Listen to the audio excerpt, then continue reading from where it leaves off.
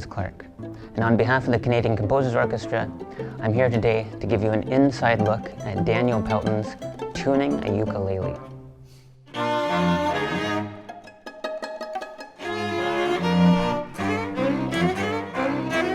Now I remember when I was very young and I was in the Ontario public school systems, and there was a certain point in our education, probably around grade 4 or grade 5, where our music teachers all gave us plastic recorders, which we all took home and played really, really loud, shrieky noises and gave all our parents headaches. Now the theory was we would use these recorders to learn music.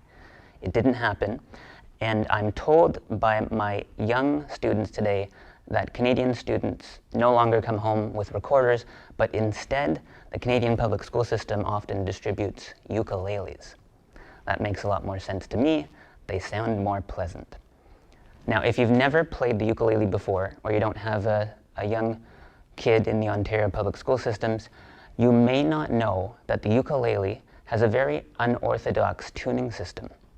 You see, normally when we build string instruments, we arrange the strings from smallest to largest. So the notes go from high to low or vice versa.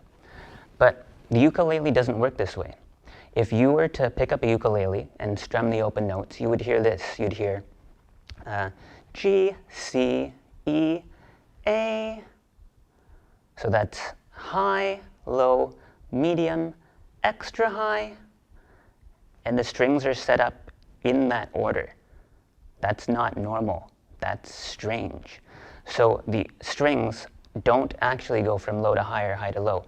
They're kind of in their own kind of C major add 6 chord or something, however you want to consider it. And it's the strangeness of this tuning system that inspired Daniel Pelton to write this work, Tuning a Ukulele. Now, if you listen to Daniel's piece, these open strings sound throughout the entire string trio.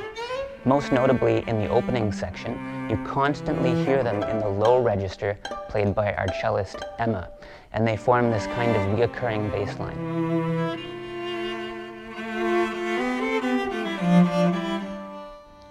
Now, I'm not a string player, and I'm not a ukulele player, but I do really love the sound that string instruments make when they detune themselves and then retune right before a concert.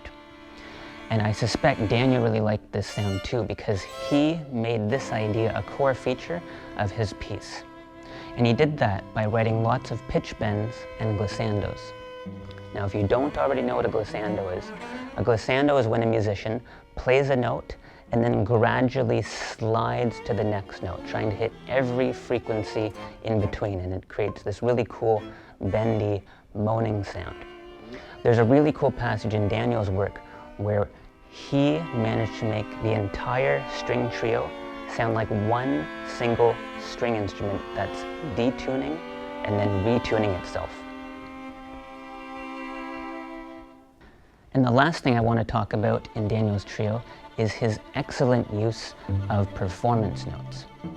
Now, if you happen to watch our score video for Tuning a Ukulele, you probably noticed that a really cool climactic moment occurs 2/3 of the way through the piece. It's when Arlan, our first violinist, jumps into the stratosphere and plays this really cool, wicked, double stop solo. Now, if you watched the video, you may have noticed that there was an actual performance note on top of the score for that passage, and it said lead guitar moment. Now, as soon as I read that, and as soon as Arlan read that, we immediately knew what Daniel wanted to hear. Daniel, for the climax of this work, wanted to hear an amplified electric guitar whammy bar wailing sound.